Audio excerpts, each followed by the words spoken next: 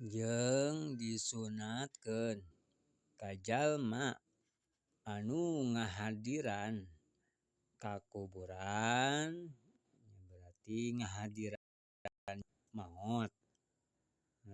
Arek dikuburkeun imah di kuburan pribadi, wa imah di kuburan umum. Ngahadiran mayit anu rek dikuburkeun. Terus ta eta jalma anu ngahadiran kitu teh ngaraut taneuh kitu.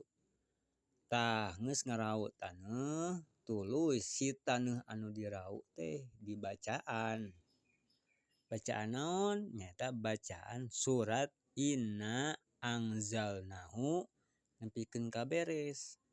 Sabaraha balen dibacana? Dibacana teh 7 balikan. Si taneuhna dicekel terusan ku urang dibacaan surat Inna Anzalnahu nepi ka beres 7 balikan. Saenggeus kitu, si taneuhna disimpen ka jero boeh eta mayit. Berarti mayitna teh si boehna teh dieu dibuka heula talina, asupkeun ka jero boeh teh. Hese kitu mah hese gitu. Riweuh nya geus we atawa ka jero kuburan gitu. Keur di luhur teh mah yeuh. Si mayit ade geus disarengkedongkeun teh aurkeun si taneuhna teh ka jero eta gitu nya.